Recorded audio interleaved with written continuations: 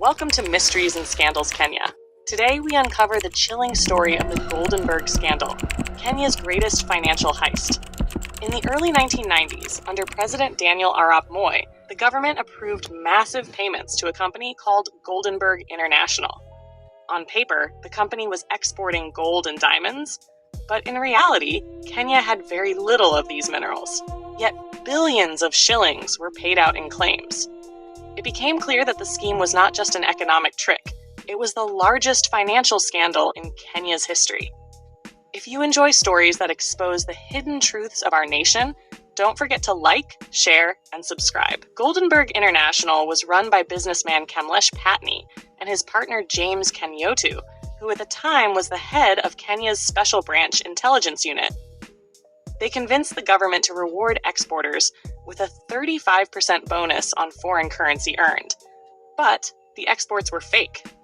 According to later investigations, Kenya lost more than 158 billion shillings. Think about that, for money that never should have left the treasury. For more stories like this, make sure you like, share, and subscribe. When President Mwai Kibaki came into power in 2003, he set up the Judicial Commission of Inquiry into the Goldenberg affair. This was chaired by Justice Samuel Bosira, and it became popularly known as the Bosire Commission. The commission summoned powerful figures, Vice President George Saitoti, former central bank governor Eric Kotut, and other senior officials. Businessman Patni himself was at the center of the hearings.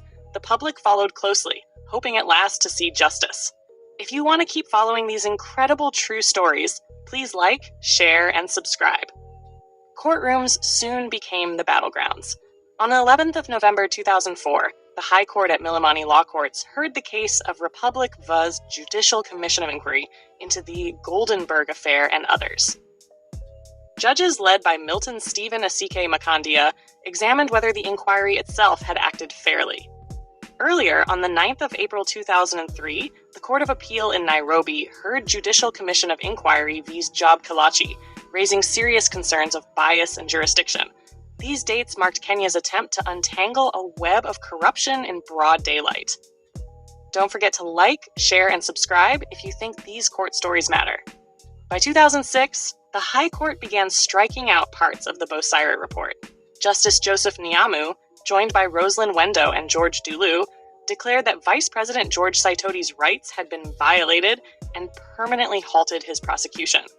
That same year, Eric Kotut, the former central bank governor, was cleared by another bench, which found the report flawed. The wheels of justice seemed to grind, but for many Kenyans, it felt as though powerful individuals were slipping through the cracks. For more insights into Kenya's untold scandals, please like, share, and subscribe. Kamlesh Patni's day in court stretched on for years. He faced charges of conspiring to defraud the government of billions. But in 2013, Justice Joseph Ambalu Mutava in the High Court brought everything to an end. On the 20th of March that year, the judge ruled that Patni's rights had been violated by endless delays, and the magistrate's court under Chief Magistrate Waweru Kiari struck out the criminal case. After decades, the man seen as the mastermind walked free.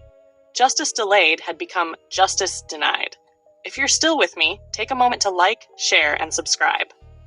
The Bosire report, released on 3rd of February 2006, had even suggested that President Moi be investigated, but prosecutions failed.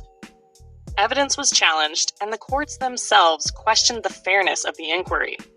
For many, the Goldenberg saga proved how corruption could penetrate the highest levels of government and still evade true accountability. Like, share, and subscribe if you believe Kenya must learn from this painful national wound. It drained the economy, hurt ordinary Kenyans, and yet ended with most accused walking away free. But it also sparked a new demand for accountability, inspiring citizens and journalists to push for transparency. This story is more than just about billions lost. It is about the strength of a nation to confront its own weaknesses. If you found this story powerful, like, share, and subscribe, and let me know in the comments. Do you believe justice was ever truly served?